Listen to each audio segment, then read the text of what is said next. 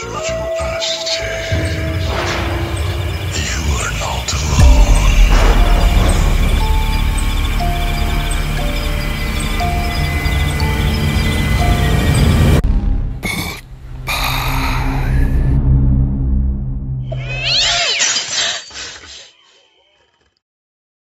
আমাদের চারপাশে ঘটে যাওয়া কিছু অস্বাভাবিক এবং ভয়ঙ্কর অভিজ্ঞতা নিয়ে আমরা আসছি আপনার সামনে।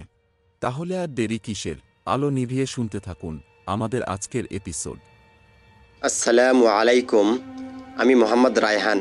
আমার বাড়ি পিরিজপুর জেলার কলারদনিয়া ইউনিয়নে। আমি আজকে আপনাদের এমন একটি ঘটনা শেয়ার করব যা অনেক বেশি ভয়ঙ্কর। ঘটনাটি আমার দাদার থেকে শুনেছিলাম। আমার দাদার বাবার সাথে এই ঘটনাটি ঘটেছিল। আমার দাদা 2007 সালে আমাদের ছেড়ে চলে গিয়েছে। আমার দাদার নাম ছিল মোতালেব এবং তার বাবার নাম ছিল রহিম। ঘটনার সৌন্দর্যের ক্ষেত্রে আমি প্রতিবার আমার দাদার বাবা কথাটি উল্লেখ না করে রহিম নামেই সম্বোধন করছি। সময়টা 1952। রহিমরা ছিল 5 ভাই। ভাইদের মধ্যে মেজো ভাইয়ের নাম ছিল জলিল। তখন আমাদের বরিশালে তেমন একটা শহর গড়ে ওঠেনি, কিন্তু আমাদের এদিকটার তুলনায় বরিশালটা অনেক উন্নত ছিল। রহিমের ভাই জলিল তখন বরিশালে তার শ্বশুরবাড়িতে থাকতো। কলেরায় আক্রান্ত হয়ে জলিল বরিশালেই মারা যায়। জলিল মৃত্যুর আগে তার সন্তানদের বলে গিয়েছিল তার মৃত্যুর পর তাকে যেন তার নিজ গ্রাম কলারদনিয়াতে নিয়ে যাওয়া হয়, তার নিজের বাপের ভিটায় তাকে যেন দাফন করা হয়। 1952 সাল। তখন আমাদের দেশের অবস্থা সকলেই জানেন। বাস গাড়ি তো ছিলই না, ট্রলার পাওয়াটা মুশকিল ছিল। জলিল যখন অসুস্থ তখন রহিম খবর পেয়ে বরিশালে জলিলের শ্বশুরবাড়িতে গিয়েছিল তাকে দেখার জন্য, কিন্তু রহিম ওখানে থাকতেই জলিলের মৃত্যু হয়। জলিলের শেষ ইচ্ছা অনুযায়ী তার লাশ বরিশাল থেকে পিরিজপুরের কলারদনিয়াতে আনতে হবে, কিন্তু কি করে এই লাশ তারা নিয়ে আসবে? একদিকে তারা পারিবারিকভাবে অনেকটা অসচ্ছল। তখন তারা সিদ্ধান্ত নেয় তারা নৌকাতে করে জলিলের লাশ পিরিজপুরে নিয়ে আসবে। সিদ্ধান্ত অনুযায়ী তারা একটি টাবুরে নৌকা ভাড়া করে। দুপুর 2টার দিকে তারা জলিলের লাশ নিয়ে পিরিজপুরের কলারদনিয়ার উদ্দেশ্যে রওনা দেয়। তাদের একটা টার্গেট ছিল, তারা সারা বিকেল ও সারা রাত নৌকা চালালে সকাল হওয়ার আগেই বাড়িতে লাশ নিয়ে পৌঁছে যাবে। যত দ্রুত লাশ নিয়ে বাড়িতে পৌঁছানো যায়, কেননা বেশিক্ষণ লাশ রাখাও যাবে না, যত দ্রুত সম্ভব তাকে দাফন করতে হবে। তারা সারা বিকেল নৌকা চালাতে থাকে। লাশের সাথে জলিলের স্ত্রী ও তার ছেলে এবং আমার দাদার বাবা রহিম ছিল। তারা সন্ধ্যার সময় একটি বাজারের পাশে গিয়ে নৌকা রাখে এবং নিজেদের জন্য ও নৌকার মাঝির জন্য কিছু খাবার কেনে। জলিলের স্ত্রী ও সন্তান লাশের পাশে বসেছিল। নৌকার মাঝি ও রহিম দুজনে মিলে নৌকা বেয়ে চলছিল। রাত তখন আনুমানিক 12টা। তখন তারা নদী পার হয়ে একটি খালের ভিতর ঢুকেছে। সে সময় নৌকার মাঝিদের বলতে গেলে একটি বিভাগের প্রায় সব রাস্তা চেনা ছিল। তারা যখন নদী পেরিয়ে খালের ভিতরে ঢুকে তখন রহিম নৌকার সামনে থেকে লক্ষ্য করে অনেক দূর থেকে 4টি আলো আস্তে আস্তে করে সামনে এগোচ্ছে। রহিম মনে করে হয়তো জেলেরা বড়শি পেতেছে, তাই তারা চেরাগ নিয়ে বড়শি উঠাতে এসেছে। কিন্তু তারা নৌকা বেয়ে যতই সামনে এগোচ্ছে আলো 4টি তাদের সমান দূরত্বে চলছে। হঠাৎ নৌকার মাঝি রহিমকে ডাক দেয়, রহিম ভাই, সামনের গাছের দিকে তাকিয়ে দেখেন। রহিম চাঁদের আলোয় গাছের দিকে তাকিয়ে দেখে গাছের মাথায় একটি ডালে একটি বাচ্চা নিচে মাথা দিয়ে ও উপরে পা দিয়ে ঝুলে আছে। তখন তারা অতি দ্রুত নৌকা চালাতে শুরু করে। রহিম নৌকার মাঝিকে অভয় দিয়ে বলে, কোনো সমস্যা নাই, নৌকা চালাও। সেই 4টি আলো এখন আর নড়ছে না, তারা একটা জায়গায় স্থির হয়ে দাঁড়িয়ে আছে। যখন নৌকা নিয়ে তারা সেই আলোর কাছে যায় তখন তারা দেখতে পায় একটি নৌকাতে 4 জন লোক বসে আছে। রহিম মিয়া তাদের বলে, তোমরা কারা? এত রাতে এখানে কি করছো? ওদের মধ্য থেকে একজন উত্তর দেয়, আমরা এখানেই বসবাস করি এবং রাতের বেলা মাছ ধরি। আপনারা কোথায় যাচ্ছেন? তখন রহিম মিয়া তাদের বলে, আমরা কলারদনিয়াতে যাব। ওই 4 জনের মধ্য থেকে একজন বলে, আপনারা তো ভুল পথে ঢুকে পড়েছেন, এদিক দিয়ে তো কলারদনিয়া যাওয়া যাবে না। এখান থেকে 40 মিনিট পিছনে নৌকা চালিয়ে হাতের ডানে একটি খাল পাবেন, সেই খাল দিয়ে কলারদনিয়াতে যেতে পারবেন। তখন রহিম মিয়া নৌকার মাঝিকে ঝাড়ি দিয়ে বলে, ধুরু মিয়া, এটা কি করলেন? কিন্তু তখন যদি তারা বুঝতে পারতো তারা একটি মায়াজালে পড়তে যাচ্ছে তাহলে হয়তো তারা পিছনে যেত না। মাঝি একটি দ্বিধাদ্বন্দ্বে পড়ে যায়। সে ভাবতে থাকে এটাই তো রাস্তা, আবার সে মনে মনে ভাবে অনেকদিন আগে এসেছি, তাই হয়তো রাস্তা ভুলে গিয়েছি। তারা সেখান থেকে পিছনে গিয়ে সেই খালটা ধরে। সেই খালটা ছিল অদ্ভুত রকমের অন্ধকার, যেন তারা একটি টানেলের ভিতরে ঢুকে পড়েছে। কোনো মতে চেরাগের বাতি দিয়ে তারা সামনে এগোচ্ছে। এদিকে লাশের পাশে থাকা জলিলের স্ত্রী ঘুমিয়ে পড়েছে, আর ছেলেটা শোকাহতভাবে শুয়ে কি যেন ভাবছে। কিন্তু হঠাৎ ছেলেটা চিৎকার দিয়ে ওঠে এবং বলে, আমার বাবাকে টেনে নিয়ে যাচ্ছে। এই কথাটি শোনা মাত্র রহিম মিয়া দ্রুত টাবরের ভিতরে যায়। গিয়ে দেখতে পায় যেখানে জলিলের লাশ রাখা ছিল সেখান থেকে জলিলের লাশ অর্ধেকটা টাবরের বাহিরে এবং বাকি অর্ধেক ভিতরে। যেহেতু রহিম মিয়া সামনের দিকে তাকিয়ে নৌকা চালাচ্ছিলেন, তাই সে লক্ষ্য করেনি সামনের দিক থেকে কিভাবে লাশের অর্ধেকাংশ বাহিরে বের হয়ে এসেছে। তখন সে লাশটিকে ঠিক করে দেয় এবং সে কিছু দোয়া দুরুদ পরে আবারও সামনের দিক থেকে নৌকা চালাতে শুরু করে। তবে তখন নৌকার সকলের ভিতরে ভয় বিরাজ করছিল। জলিলের স্ত্রী ছেলের চিৎকার শুনে জেগে উঠেছিল। এই ঘুটঘুটে অন্ধকার রাতে তারা নৌকা বেয়ে চলছে। নৌকা চালাতে চালাতে তারা একটি খালের 3 মাথায় গিয়ে পৌঁছায়। এই সময় তারা বুঝতে পারে না তাদের কোন দিকে যাওয়া উচিত। এমন সময় খালের পাড় থেকে একটি লোক বলে ওঠে, কোথায় যাবেন মিয়া ভাই? লোকটির ভয়েসটা অনেকটা কর্কশ ছিল। রহিম মিয়া তাকে জিজ্ঞেস করে, আপনি কে বলছেন? লোকটি উত্তর দেয়, আমি একটি বিপদে পড়ে এখানে দাঁড়িয়ে আছি, একটি নৌকার অপেক্ষায়। রহিম তাকে বিপদের কথা জিজ্ঞেস করলে সে বলে, আমাকে খুব জরুরি ভিত্তিতে ডুবি যেতে হবে, কিন্তু এত রাতে কীভাবে যেতে পারি? তখন নৌকার সকলে চিন্তা করে, যাক, একজন লোক যদি আমাদের সাথে হয় তাহলে আমাদের ভালো হবে, রাস্তা চিনতে সুবিধা হবে। ডুবি হলো এমন জায়গা যেটা কলারদনিয়ার আগে। রহিম বলে, আমরাও ওদিকে যাচ্ছি, আপনি চাইলে আমাদের সাথে যেতে পারেন। অতবার তারা লোকটিকে নৌকাতে তোলে। লোকটি ছিল বৃদ্ধ। লোকটির বড় বড় চুল ছিল, গায়ে ছিল একটি সাদা চাদর। মাঝি এবং রহিম তাকে নৌকাতে তুলে নৌকা চালাতে শুরু করে। এদিকে রহিমের স্ত্রী আবারও ঘুমিয়ে পড়েছে। তারা কিছু দূর যাওয়ার পরে খালের ভিতরে অনেক কচুরিপানা দেখতে পায়। এখন এই কচুরিপানা ছাড়িয়ে তাদেরকে যেতে হবে। যেহেতু ওই লোকটা ছিল বৃদ্ধ, তাই তাকে ডাক না দিয়ে টাবুরের ভিতরে থাকা জলিলের ছেলেকে ডাক দেয় রহিম কচুরিপানা ছাড়ানোর জন্য। নৌকার মাঝি রহিম মিয়া ও জলিলের ছেলে এরা 3 জন মিলে কচুরিপানা ছাড়াচ্ছিল। তখন নৌকাতে ওঠা লোকটি টাবুরের ভিতরে ঢুকে পড়ে। এরা 3 জন কচুরিপানা ছাড়াচ্ছে, কিন্তু নৌকার ভিতর তাদের কোনো লক্ষ্য ছিল না। অনেকটা জায়গা নিয়ে কচুরিপানা বেঁধে আছে। তারা কচুরিপানা ছাড়াচ্ছে আর একটু একটু আগাচ্ছে। তারা প্রায় অর্ধেকটা কচুরিপানা ছাড়িয়ে ফেলেছে। তখন নৌকার মাঝি শুনতে পায় টাবুরের ভিতরে কি যেন খাওয়ার শব্দ হচ্ছে। মনে হচ্ছে কোনো কুকুরে কোনো হাড্ডি গুড্ডি কামড়ে কামড়ে খাচ্ছে। তখন নৌকার মাঝি একটু ভালো করে খেয়াল করে শব্দটা ভিতর থেকে আসছে নাকি অন্য কোথা থেকে আসছে। নৌকার মাঝি যখন নিশ্চিত হয় যে এই শব্দটা নৌকার ভিতর থেকেই আসছে, তখন সে তার হাতে থাকা বৈঠা দিয়ে উপর থেকে রহিমকে গুঁতো দেয়। রহিম চিৎকার দিয়ে ওঠে এবং বলে, দেখে কচুরিপানা ছাড়াতে পারো না, গায়ে লাগে কিভাবে? রহিমের চিৎকার দেওয়ার সাথে সাথে ভিতরে সেই শব্দটা বন্ধ হয়ে যায়। আসলে মাঝি অনেকটা ভয় পেয়ে গেছিল। সে মুখ থেকে কিছু বলার মতো সাহস পাচ্ছিল না, তাই সে রহিমকে বৈঠা দিয়ে গুঁতো দিয়েছে।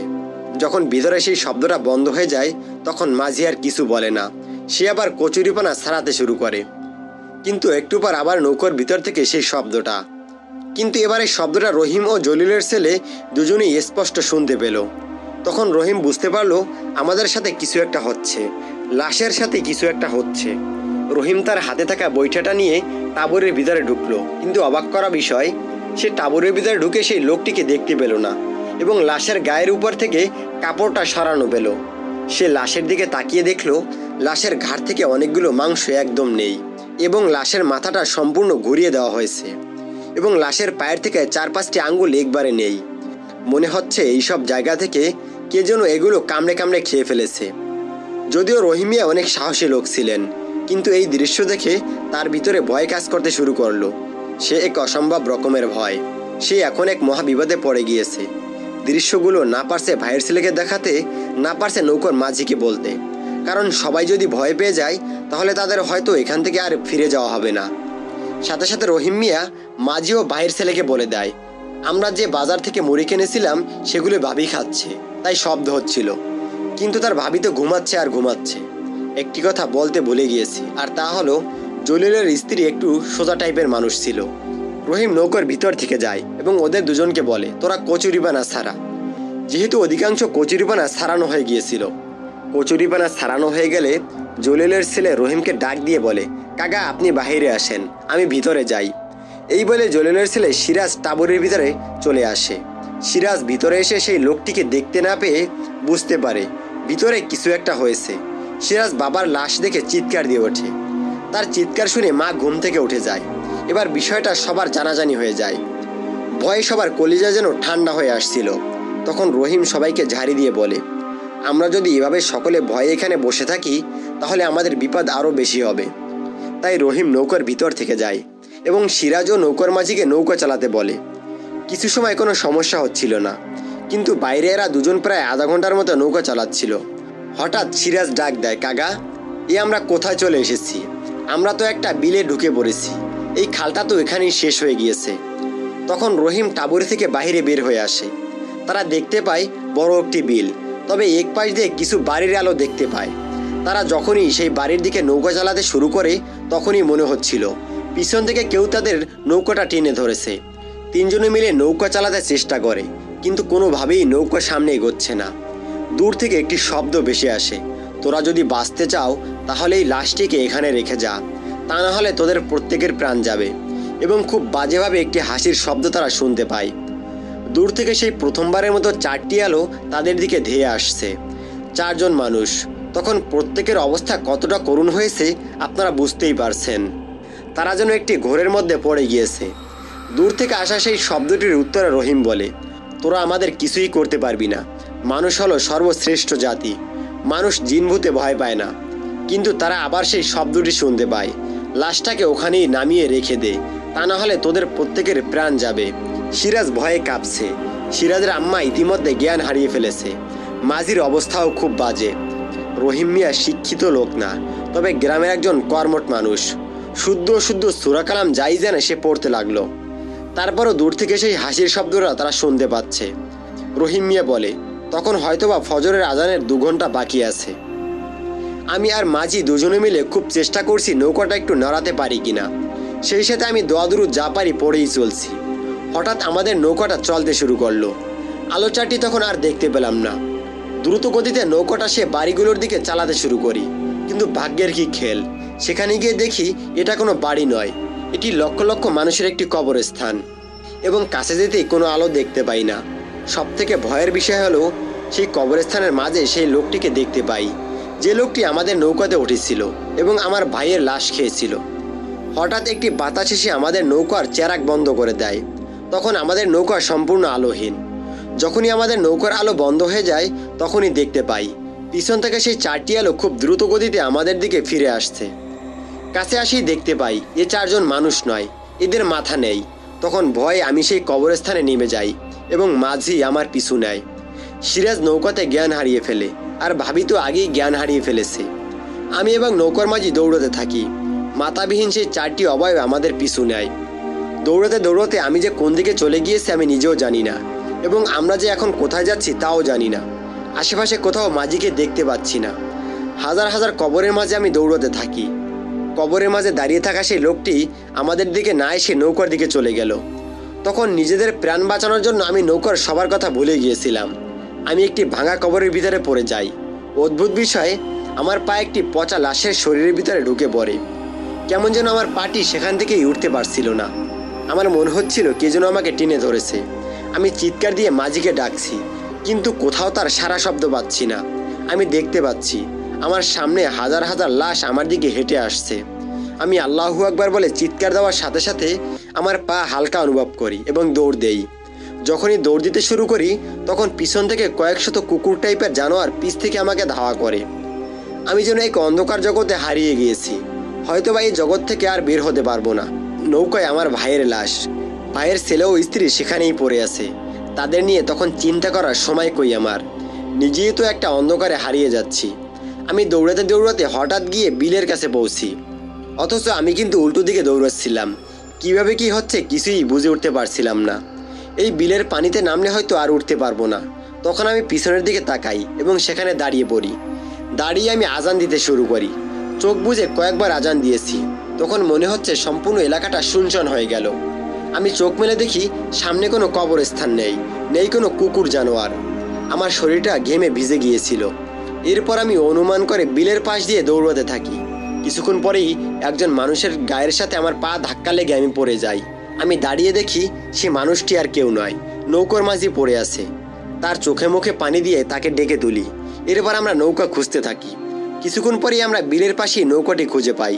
নৌকাতে উঠে সিরাজ ও ভাবিকে ঠিকঠাক পাই, কিন্তু আমার ভাইয়ের লাশটি এমনভাবে দেখতে পাই যা আমি আর কোনোদিন দেখতে চাইবো না, কোনোদিন দেখতে চাইবো না। ভাইয়ের মাথাটি অক্ষত আছে এবং তার সম্পূর্ণ শরীর থেকে মাংসগুলো উঠিয়ে নেওয়া হয়েছে। কোনো জানোয়ার হয়তো কামড়ে কামড়ে তা খেয়ে ফেলেছে।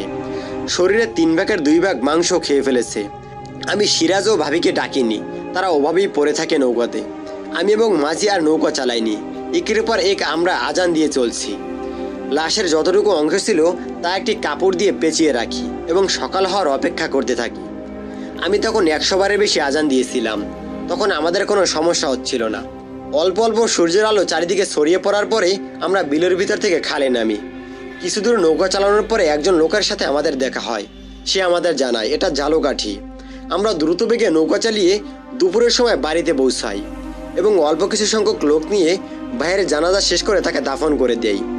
যখন রহিম ও নৌকার মাঝে নৌকা ছেড়ে পালাচ্ছিল তখন রহিমের সাথে কি ঘটেছিল আপনারা শুনেছেন, কিন্তু নৌকার মাঝে চলে যাওয়ার আগে তার সাথে ঘটে যাওয়া ঘটনা রহিম মুখে শুনিয়ে গিয়েছিল। সে যখন দৌড়াতে ছিল তখন তাকে মাথাবিহীন সেই 4টি অবয়ব ধাওয়া করে চলছিল। নৌকার মাঝে দৌড়াতে দৌড়াতে নাকি একটি ঘরের কাছে পৌঁছায়। সে ভয়ে সেই ঘরের দরজায় গিয়ে নক করতে থাকে। ঘর থেকে একটি বৃদ্ধা মহিলা বের হয়ে আসে এবং তাকে ঘরে নিয়ে যায়। মাঝি ওই বৃদ্ধা মহিলাকে ঘটনাগুলো বলতে যাবে, তখন সে ঘরের ভিতরে দেখতে পায় অনেকগুলো মৃত মানুষের দেহ ঝুলে আছে। তখন মাঝির চোখগুলো বড় হয়ে যায়। মহিলাটি মাঝির দিকে তাকিয়ে বিদঘুটে একটি হাসি দেয়। মাঝি তখন সেই ঘর থেকে বের হয়ে আবার দৌড়াতে শুরু করে। দৌড়াতে দৌড়াতে সে ফিরে আসে বিলের কাছে এবং জ্ঞান হারিয়ে সেখানেই পড়ে যায়। এরপর তার কিছুই মনে নেই। রহিম গিয়ে চোখে মুখে পানি দিয়ে তাকে সজাগ করে। ঘটনাটা এখানে শেষ হলে ভালো হতো, কিন্তু এখানে নতুন একটি সমস্যার উৎপাত হয়। রহিমের ভাষ্যমতে আমরা যে 4 জন নৌকাতে ছিলাম সকলেই অসুস্থ হয়ে পড়ি। প্রথমে আমার শরীরে জ্বর হয়। গ্রামের মৌলভী সাহেবের কাছ থেকে পানি পড়া ও তাবিজ নিয়ে আমরা ব্যবহার করি। যেদিন জলিলকে দাফন করা হয়েছে সেদিন রাতে তেমন কোনো সমস্যা হয়নি। জলিলকে দাফন করার 1 সপ্তাহ পরে জলিলের স্ত্রীর মৃতদেহ পাওয়া যায় জলিলের কবরের পাশে। জলিলকে দাফন করা হয়েছিল বাড়ির পিছনের বাগানটায়। সে বাগানের কাছেই আমাদের রান্নাঘর। আমাদের এই ভাইয়ের বউ সন্ধ্যার পরে রান্না করছিল। তখন সে শুনতে পায় কে যেন বাগানের নাকি সুরে কান্না করছে। ভাবি আমার ভাইকে ডাকে। ভাই একটি হারিকেন নিয়ে বাগানে যায়। সে বাগানে গিয়ে দেখতে পায় ভাইয়ের কবরের পাশে একজন মহিলা বসে কান্না করছে। ভাই তাকে বলে, আপনি কে, এখানে কি করছেন? বলা মাত্রই মহিলাটি ভাইয়ের দিকে তাকায়। সাথে সাথে ভাই এক চিৎকার দিয়ে বাড়ির ভিতরে চলে আসে এবং সবাইকে জানায় ছিন্ন বিচ্ছিন্ন চেহারা দেখতে একটা মহিলা ভাইয়ের কবরের পাশে কান্না করছে। তখন সকলে মিলে হারিকেন নিয়ে জলিলের কবরের কাছে যায়, কিন্তু সেখানে গিয়ে তারা কিছুই দেখতে পায় না। এরপর মধ্যরাতে প্রায়ই বাগান থেকে কারো কান্নার আওয়াজ শোনা যেত। এই খবরগুলো আমাদের গ্রামে ছড়িয়ে পড়ে। গ্রামের মানুষ অতি প্রয়োজন ছাড়া আমাদের বাড়িতে আসা বন্ধ করে দেয়। প্রায় রাতের বেলা আমাদের ঘরের উপর ঢিল পড়তো। একদিনের ঘটনা, আমার এক ভাই রাতের বেলা বাথরুমে গিয়েছিল। তখন গ্রামের বাথরুম ছিল কাঁচা। ভাই বাথরুমে যাওয়ার পর কে যেন তাকে একটা ধাক্কা দিয়ে বাথরুমে ফেলে দেয়। বাথরুমটা বেশি গভীর ছিল না, তাই সে উঠতে পেরেছিল। অধিকাংশ রাতে আমরা ঘরের বাইরে শুনতে পেতাম অদ্ভুত রকমের শব্দ। মনে হচ্ছিল ঘোড়া দৌড়াচ্ছে, গরু দৌড়াচ্ছে। সেই থেকে আমাদের বাড়িটা একটা ভৌতিক বাড়ি হিসেবে গ্রামে পরিচিতি পায়। এই ছিল আমার বাবার দাদাদের সাথে ঘটে যাওয়া একটি ভৌতিক ঘটনা। ঘটনাটি ভালো লাগলে পরে শোনাবেন। আমার বাবাও অনেক কিছু দেখেছিল আমাদের বাড়িতে। তারপর হুজুর ও হাফেজ বাড়িতে নিয়ে এসে খতম পড়িয়ে বাড়ি বন্ধ করে দিয়েছিল বাবা। অবশ্য আমি তেমন কিছু আমাদের বাড়িতে দেখিনি।